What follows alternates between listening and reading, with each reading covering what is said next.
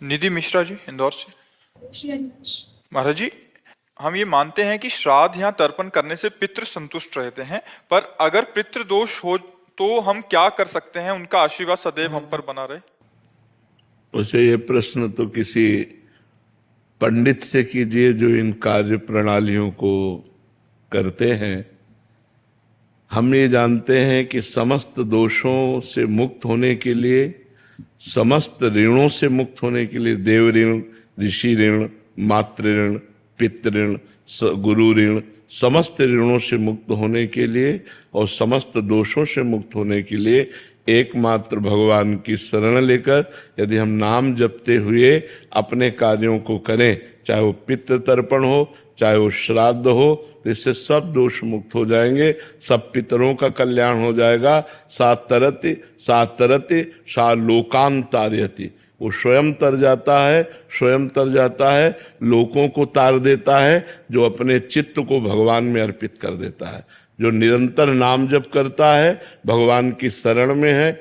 ये उपाय तो हम जानते हैं, लेकिन अब जो शास्त्रीय पद्धति से पितृ तर्पण श्राद्ध ये कभी करवाया नहीं है, बाबा जी रहे हैं, तो किसी आचार्य पंडित जो करवाते हैं उनसे पूछ लीजिए।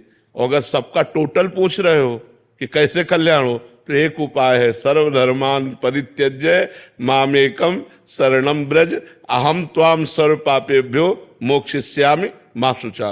भगवान कह रहे हैं, राष्ट्रपति हैं, मुकदमा हार गए, फांसी की सजा हो गई, तो एक उपाय है, राष्ट्रपति माफ कर सकता है, दूसरा ले। तो भगवान अखिल ब्रह्मांडों के अधिपति हैं, उनकी शरण में होकर नाम जप किया जाए, सर्व मंगल हो जाएगा, सर्व मंगल हो जाएगा।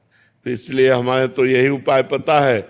अगर और छोटे मोटे उपाय जानने हो तो किसी आचार्य से मिलो जो आपको ऐसे उपाय बताए, हमको तो इसका ज्ञान है नहीं जी। अजीत दुबे जी, राधा वल्लभ श्री हरिवंश। महाराज जी, क्या नाम जप करने से बिगड़े हुए कार्य में सफलता पाई जा सकती है? बिल्कुल बिल्कुल, यही तो एक उपाय है जो बिगड़े हुए कार्य को संभाल दे, यही उपाय है, दूसरा कोई उपाय नहीं।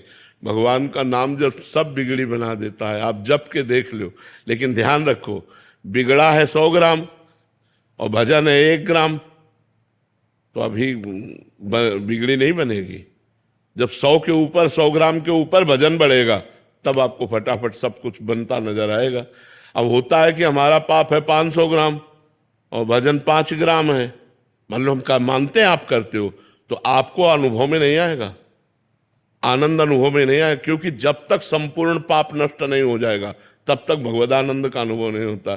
इसीलिए कुछ लोग थोड़े दिन भजन करते हैं और देखते हैं कि लाभ तो मिल नहीं रहा, नुकसान हो रहा है। नहीं, भजन तो लाभ दे रहा है, वो आपके पूर्व पापों का नाश कर रहा है, आपका मंगल कर रहा है। भजन कभी व्यर्थ नहीं जाता, अविनाशी परमात्मा का सुमिरन भजन कभी व्यर्थ नहीं जाता। इसलिए नाम जप करो, बिगड़े काम बनेंगे, पर संभल लो। हम इस बात को दिमाग में बैठा लो कि जितना तुम्हारा गलत आचरण, जब तक वो नष्ट नहीं हो जाएगा तब तक आपका मंगल नहीं होगा।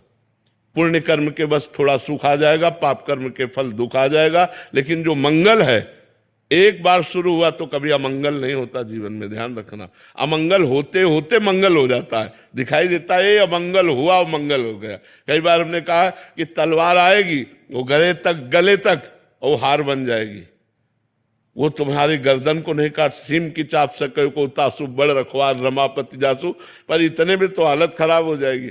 बस उसी में हालत खराब ना हो तो वही भक्त है, वही भगवान का भक्त। बड़ी कठिन बात है ये, बड़े लीला बिहारी भी हैं, बड़े लीला बिहारी। हरी तेरी गति लखना पर है, सारा खेल उन्हीं का चल रहा है।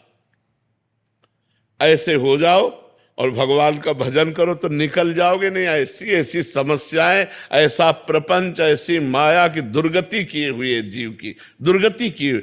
थोड़ी थोड़ी सी इंच इंच जगह में भाई भाई को मारे डाला, थोड़ी सी वासना में पति पत्नी के बीच में मन मुटाव, पति पत्नी की हत्या, क्या क्या सब संसार में हो रहा है। अरे भगवान की शरण में हो जाओ, बुद्धि शुद्ध हो जाए तो बच जाओ, नहीं पता नहीं कौन सा पाप कहाँ करवा दे माया। और निरंतर नाम जप करो, तभी आनंद की अनुभूति होगी।